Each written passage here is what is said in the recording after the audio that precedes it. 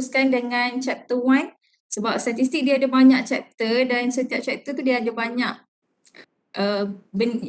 benda yang perlu diajar. So even this is the first week, saya kena start terus daripada chapter 1 daripada sekarang. Okay. Right. Introduction to statistics. Okay, so in this chapter, introduction berkenaan dengan descriptive dan juga inferential statistics, variable dan types of data, dan last kali kita akan tengok data collection ataupun sampling techniques. Okay, when we talk about statistics, so apa yang ada dalam fikiran you all lah bila kita bercakap mengenai statistik ni? Boleh bagi pandangan tak? Saya nak dengar lah daripada you all. Okay, so bila sebut statistik ni, apa yang terbayang dalam fikiran awak? Mungkin saya boleh dengar daripada Ainul Mardiah. Ainul ada Ainul? Data? Ya, ada doktor. Okay, Ainul. Bila sebut statistik, Ainul terbayang apa? Saya terbayang jadual dan nombor data lah.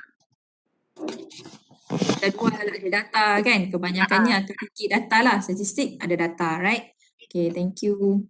Welcome. Okay, so betul lah tu. Bila statistik, bila kita sebut statistik, so memang akan ada data. So actually statistik is a process lah. Dia adalah process of conducting study yang mana dia bermula daripada proses kita collect the data. Kan?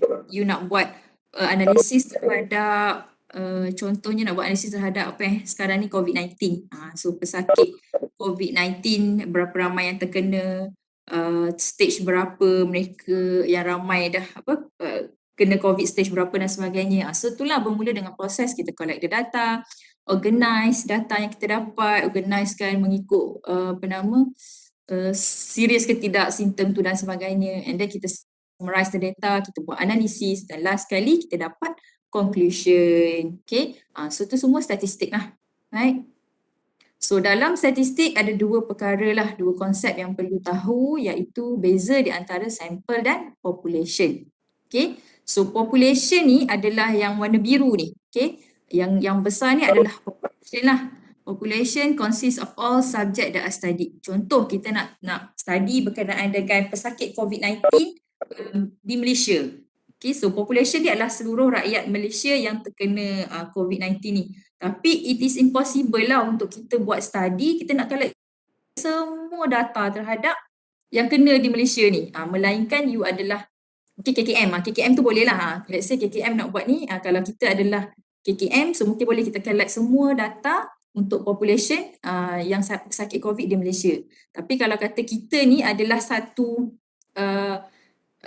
organisasi yang kecil, bukannya kita bukan government dan sebagainya, kita nak buat juga test kita nak buat analisis kita sendiri, so mungkin kita tak mampu nak collect semua data, tapi kita ambil sebahagian secara random. Contohnya kita ambil lah beberapa orang di negeri, di KL, di Selangor, di Terengganu, Sabah, Sarawak dan sebagainya. So yang kita ambil data sikit-sikit tu adalah sampel. Okay, dia adalah subset kepada population. Okay.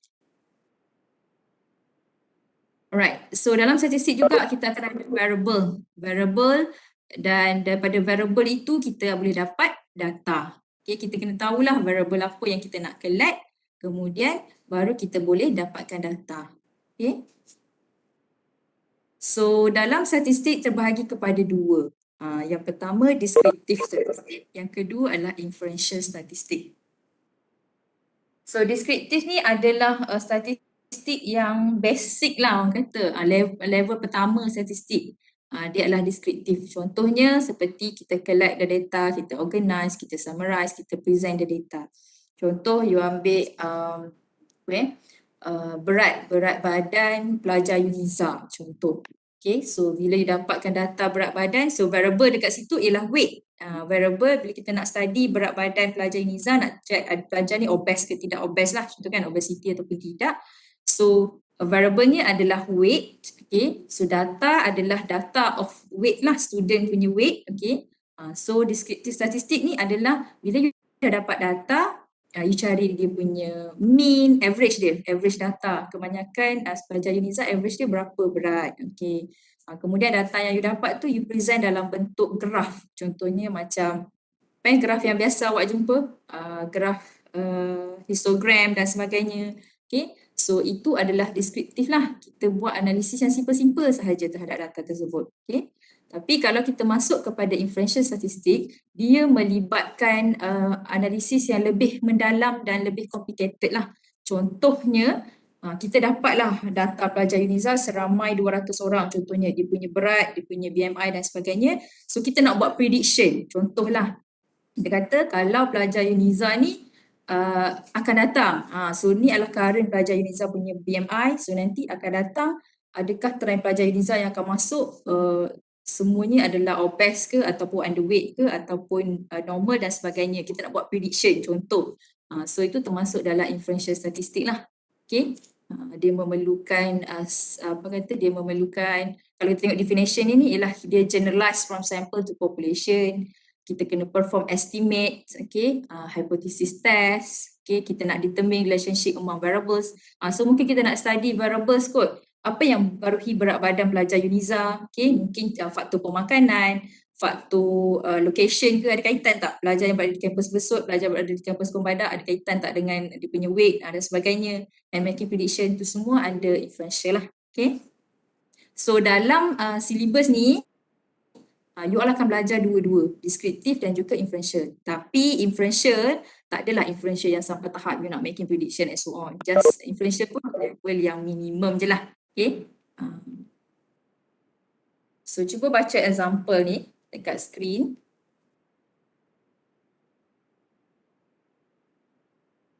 So cuba baca example di screen dan juga cuba jawab soalan 1, 2, 3 dan 4. So ni kita nak check descriptive statistik terhadap satu situation yang kita bagi ataupun satu study yang kita bagi dalam example tu.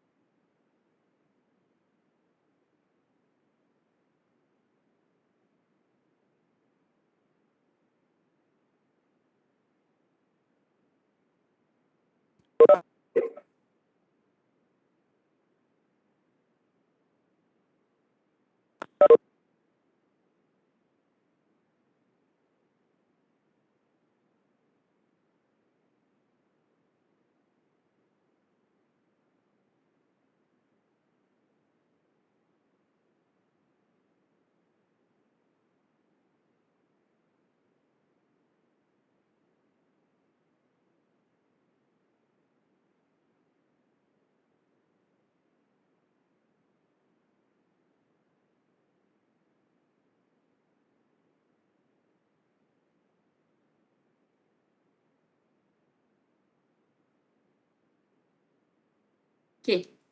So dah ke? Dah baca So study ni adalah berkenaan dengan attendance dan juga performance student lah dalam sesuatu subjek. Sama ada dia dapat A, B, C, D or F. Okay. So ini adalah contoh lah. Saya bukannya adalah a real study conducted dekat UNISA. So ini adalah contoh. Okay. So based on this information, attendance and grades are related kan. So dia related di antara attendance dan grade. Sebab bila percent of attendance ni almost 100% student receive A. Okay. 80 to 90% student receive B or C. And for student attended class less than 80% receive D or fail. Okay. Fail untuk subjek tersebut. So actually many factors affect your grade in the course. Okay, so bukan attendance sajalah. Actually banyak lagi faktor yang affect grade. Okay, bukan dari segi kehadiran sahaja. Okay. So one factor that you have considerable control over is attendance. So attendance adalah faktor yang kita boleh control. Sebab it is your choice. You nak attend the class ataupun tidak. Okay, so faktor-faktor lain mungkin dari segi kalau macam online learning sekarang, mungkin faktor persekitaran kan, you tak boleh masuk kampus pun mempengaruhi. Okay. Tapi but attendance boleh control sama ada you nak attend online class ataupun tidak. Okay. So number one, what are the variables under study? So apakah variable yang terlibat dalam study ni? Okay. So variables yang terlibat adalah Ada dua variable lah dari segi attendance dan juga grades. So ada dua variable. Kita nak cari kaitan di antara attendance dan grades. So ini grade pun ada yang reply dekat chat attendance. So grade pun variable juga. So we have two variables here. Okay. So what are the data in the study? So apa data dia? Data dia adalah data kepada attendance dan juga grades. Okay. So population under study kita adalah UNIZA, student UNIZA. So secara keseluruhan population adalah semua pelajar UNIZA. Okay, tapi study ni dibuat mungkin kepada sample of student UNIZA lah, bukan semua. Okay. So comment on the relationship. So agaknya apa relationship di antara variables yang kita ada, iaitu di antara attendance dan juga grade. So apa kaitan dia? Okay. So kalau kita tengok daripada pattern ni, the higher your attendance, okay, grade pun akan jadi better, right? The better your attendance, okay, the higher your grade. Okay, so ni adalah relationship awal lah ataupun conclusion awal yang kita boleh buat daripada kes di atas, right? Okay, so clear Ini example ni adalah untuk nak bagi you tahu to differentiate what is variable, what is data, which one is a population, dan juga untuk draw the conclusion lah, the simple conclusion from the case study. Okay. So kita tengok data. Bila kita sebut data, data dalam statistik ada dikategorikan kepada dua kategori lah. Yang pertama kualitatif data, yang kedua adalah kuantitatif. Okay, kalau kualitatif adalah data yang berbentuk kategorikal. Contoh tadi saya sebut data berat badan. So berat badan dia adalah data yang numerical kan, nombor. So dia fall dalam kategori kuantitatif. Dia adalah numerical dan can be ranked. Kita boleh rankingkan dia kan, berat badan rendah, berat badan ringan, sederhana, berat. So dia termasuk dalam kuantitatif. Kalau kualitatif ni data seperti grade. Grade tadi. So grade ni, grade ni termasuk dalam kualitatif lah. Grade A, B, C, D. Dia kategori, a name, nama A, B, C, D. So banyak lagi lah kalau contoh dia, kalau kualitatif sebagai contoh dia macam kita tengok nanti kat bawah ni ada, ni contohnya kalau data kualitatif seperti gender, okay, eye colour, religious, nationality, major field, maksudnya course, you nak study student daripada berbagai course, daripada computer science punya course, daripada students DPIT punya course, itu adalah terkategorikan sebagai kualitatif punya data. Okay. So under kuantitatif dia terbahagi kepada dua, sama ada discrete dan continuous. Discrete dia adalah countable, kalau continuous dia dalam bentuk decimal. Okay. So kita tengok macam mana kita nak cari boundaries. Bila kita diberi sesuatu nilai, okay, let's say kita ada variable lah dekat sini. Okay, so contoh yang pertama variable kita ialah length. Okay, panjang kan, length. So kita ada value untuk length tersebut, let's say 15 centimeters. So given a value ataupun recorded value, kita nak cari boundaries for that value. So boundaries kita tengok kepada value yang kita ada. So ini kita ada 15 So nilai 15 ni bila nak jadi boundaries dia adalah plus minus 0.5 daripada nilai recorded value. Okay. So boundaries you kena tolak 0.5 daripada 15 cm ni, dia akan dapat 14.5 cm, and then you kena plus 0.5 daripada 15 cm, dia akan jadi 15.5 cm. So this is the boundaries. Okay. Okay, so temperature pun sama, cuma saya nak you fokus kepada time. Cuba tengok time dengan weight ni. Okay, so variable untuk time, let's say dia bagi dalam nilai second lah. So whatever nilai ni tak kisah, whatever unit dekat belakang ni kita tak kisah, cuma you tengok nilai yang diberi adalah dalam 2 decimal place. Kan? Dia ada 2 kan. Okay, so bila ada 2 decimal place, boundaries dia adalah in 3 decimal place. Dia akan jadi 0.0 So boundaries dia dalam 3 decimal place. Sebab apa? Sebab dia punya value asal adalah into decimal. Okay, kalau tengok yang 15 cm tadi, nilai asal dia tak ada decimal lah. Kalau ada decimal pun 0.0 kan. Sini 15.0 sama maksud dengan 15 lah. So nilai dia adalah 15 sahaja. Okay, dan kita kena plus minus 1 decimal point lah, 0.5, 1 decimal point. So sekiranya data tersebut mempunyai 2 decimal point, dia punya boundaries adalah plus minus 3 decimal point, 0.005. So nilai ini you tolak daripada 0.43, you akan dapat 0.425. So boundaries akan dalam 3 decimal place, okay, ataupun 3 decimal point. So this is the lower boundary. Okay, untuk upper boundary, you pluskan 0.43 plus 0.005. Okay, so you dapatlah lower and upper boundaries untuk time. Okay. Sama juga dengan weight dalam 1 decimal point. So kalau di 1 decimal point, boundaries dia akan jadi plus minus into decimal point 0.05. Okay, so dalam ni lah 2 decimal point. Okay.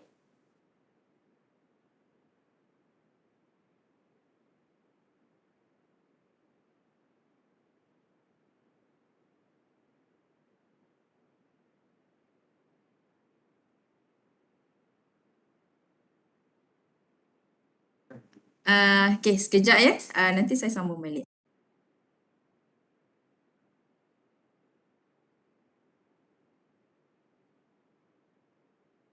Next, kita ada level of measurement. Okay, level of measurement ni masih lagi di bawah types of data. So data tadi, masa awal tadi you tengok data terbahagi kepada kualitatif dan juga kuantitatif kan, berbentuk categorical ataupun data berbentuk numerical. Okay, so data selain daripada dia bersifat kuantitatif dan juga kualitatif, data ni kita boleh bahagikan dia juga kepada 4 jenis juga. Okay, iaitu dia boleh jadi nominal, ordinal, interval dan juga ratio. Okay, so kita go one by one. Data yang macam mana dikatakan nominal. Okay, so data yang dikatakan nominal adalah data yang berbentuk kategori lah. Contohnya macam postcode, gender, eye color, religious, nationality, major field. Okay, so ini dikatakan data berbentuk nominal. So data-data ni selain daripada nominal, dia juga adalah berbentuk kategori. Berbentuk kuantitatif. Kuantitatif. Okay. So kalau ordinal, data seperti grade, okay, size, performance, poor, medium and good. Okay, so macam mana kita nak bezakan data yang nominal dengan ordinal? So beza dia, ordinal ni dia adalah satu kategori punya data jugalah. Dia bukannya data yang berbentuk nombor. So kita boleh katakan nominal dengan ordinal ni dia adalah kualitatif. Kedua-dua ni kualitatif punya data, dia bukan nombor. Dia adalah kategori. Cuma ordinal ni data yang kita boleh rankingkan dia, kita boleh susun dia dalam bentuk order. Contoh macam grade, kita boleh susunkan grade A lebih bagus daripada B, C, D dan E. Sama juga dengan size. Kita nak variable kita adalah size contohnya. So size pun kita boleh kategorikan sama ada size tersebut small, medium ataupun large. Performance. So banyak lagi lah ordinal. So bila nominal, supaya tengok nominal. So data nominal contoh dia macam gender. Gender male atau female. Male atau female kita tak boleh nak susun dia male dulu ke female dulu ke. Kita tak boleh nak kita tak boleh nak orderkan data tu. Cannot be ranked. So data yang tak boleh di rank dia akan jadi nominal lah. Yang boleh di ranking dia akan jadi ordinal. Okay. So kalau you tengok postcode ni. So postcode biasanya kalau saya berada di Besut ni. Kalau postcode di Besut ni adalah 22200. So nanti akan ada lagi postcode kan macam ni. So dia memang nombor tapi postcode ni dia akan fall dalam kategori nominal ataupun kualitatif. Sebab apa? Sebab postcode ni nilai ini tidak memberi nilai yang boleh diukur. Dia adalah satu nama je sebenarnya. 22200 menggambarkan ini adalah daerah Besut contohnya. So dia masih lagi postcode is a name actually. Bukannya a numerical value. Okay, that's why postcode dia jatuh under kategori kualitatif dan to be specific dia adalah nominal sebab dia tak boleh di ranking. Kita tak boleh nak ranking postcode 2200 lebih bagus daripada 22100 kan, dia tak boleh di ranking. So that's why dia berada di nominal. Okay. So itu antara nominal dengan ordinal lah. Okay, beza dia adalah ordinal boleh di ranking. Okay. So untuk interval dengan ratio dia melibatkan data berbentuk kuantitatif, data numerical. Data nombor, dia bentuk nombor. So kalau tengok sini interval ialah IQ test, temperature, so nombor height, weight, time, salary and age. So apa yang membezakan interval dengan ratio? Beza dia yang jelas adalah ratio, interval dia macam ni, kalau kita tengok definition dia ni, interval dia ordinal, okay, maksudnya dia boleh di ranking dan interval are consistent, dan satu lagi cannot be zero. Okay. Kalau ratio can be through zero. So apa maksud cannot be zero and can be through zero? Okay, macam height, weight, time, salary and age can be through zero. Maksudnya kalau time tu equal to zero, so time kan dalam hour ke dalam second ke, kalau time tu kosong, bermaksud memang tak ada masa lah, masa tu belum bermula. Sama juga dengan weight, kalau weight berat dia kosong, so memang nilai dia tak ada berat kan. So true zero, nilai kosong memberikan nilai yang betul. Okay, memang benda tu adalah kosong. Tapi kalau interval, let's say IQ test kosong ada ke? IQ test dia tak ada takrifan untuk kosong. IQ test ni dia biasanya daripada nilai, saya pun tak ingat dah dia punya range dia, tapi standard range IQ Malaysia tak silap saya dalam 120 ke 130 macam tu lah. IQ test ni dalam satu range nombor, dalam 77, contoh 70 hingga 150. Tu. So daripada 70 hingga 150 dia ada kategori lah. Kalau bawah daripada 70 dia dah kira macam kita punya IQ ni nak kata macam mana lack of intelligence macam tu lah. Tapi dia tak ada takrifan untuk IQ kosong. Kita tak boleh nak kata IQ kosong orang ni tak waras ke. Tak boleh nak kata macam tu sebab orang yang tak waras dia tak ambil pula IQ test. So interval dia nilai kosong dia tidak memberikan nilai yang sebenar. Okay, so itu maksud interval lah. Sama juga dengan temperature. Okay, if let's say kita kata temperature kosong maksudnya tak ada temperature. Betul ke?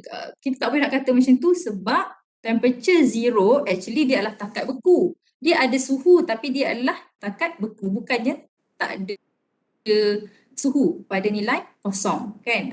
Sebab kalau kosong darjah Celsius, if you convert to Fahrenheit dia ada nilai dia, betul tak?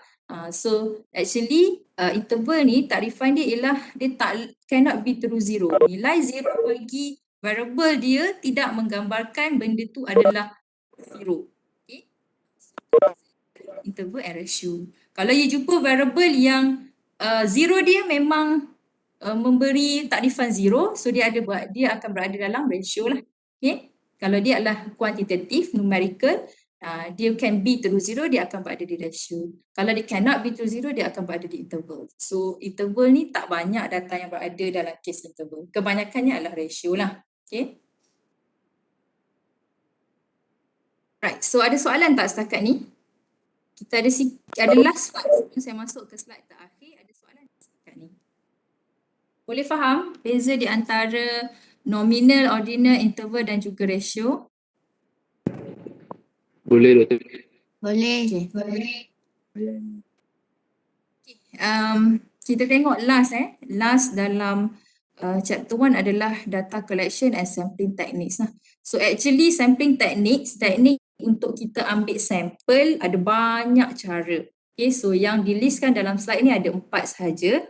So saya pun tak akan explain secara detail lah sebab you punya syllabus pun tak masuk sampai detail. Tapi ni saya explain untuk pengetahuan you lah. Okay, so sampling teknik kita nak ambil data kita terbahagi kepada 2 jenis iaitu data primary ataupun secondary. Okay, so kalau data primary ni sebagai contoh you nak buat tadi survey terhadap berat badan pelajar UNIZA. Okay, so you sendiri pergi survey, buat survey, conduct survey, you memang ambil data daripada kita punya responden sendiri. So itu data tu dikenali sebagai data primary data. Okay. Tapi sekiranya data yang you ambil tu adalah data yang dah di-establish. Contohnya UNIZA ni dia dah buat study siap-siap berkenaan dengan weight apa semua kan dalam mungkin lah saya tak tahulah, mungkin masa pendaftaran ke you kena key in kan isi borang apa semua, letak duit dan sebagainya, and then you pergi ambil je data tu daripada daripada Uniza punya bahagian akademik contoh. You nak ambil background student tu, yang ambil berat badan. So itu dikira secondary data. Okay, tu beza dia lah, primary ataupun secondary. Okay, so sampling teknik ni adalah untuk kita nak ambil data primary tadi. Kita nak pergi kepada responden dan kutip ataupun collect data tu sendiri. So ada beberapa cara dia. Okay, yang pertama ialah random. Okay, random number generator. Random ni maknanya randomly you pergi kepada responden secara random dan you dapatkan data. Okay, itu salah satu cara. Tapi kalau dalam programming pun boleh jadi random number generator kan. You letakkan limit data you nak between berapa-berapa, you nak suruh program tu generate data sebanyak mana nak buat simulation dan sebagainya. Pun boleh juga dinamakan random juga.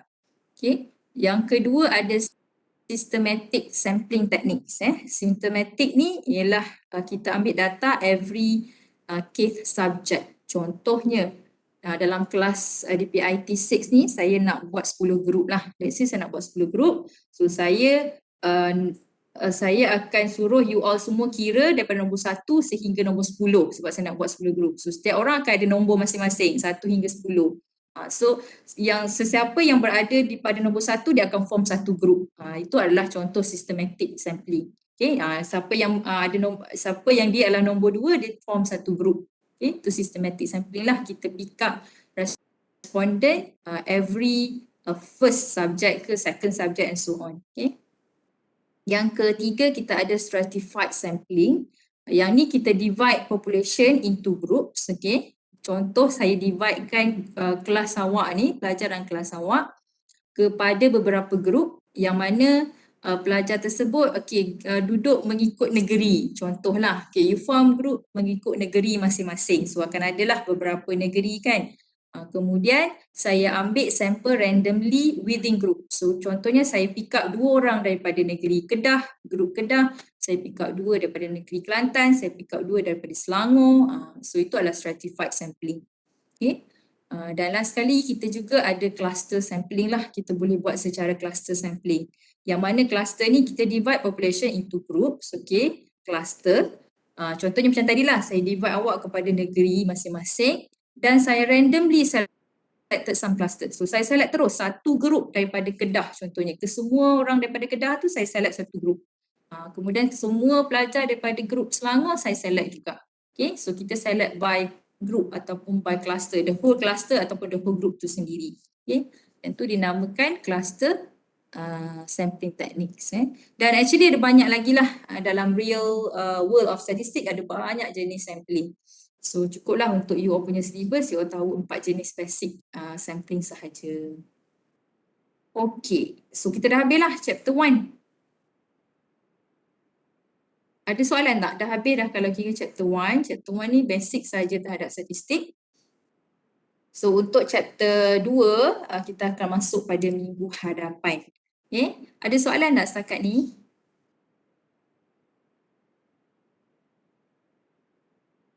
Tak ada. Tak ada, boleh faham Okay. Tapi baguslah, saya nak puji DPI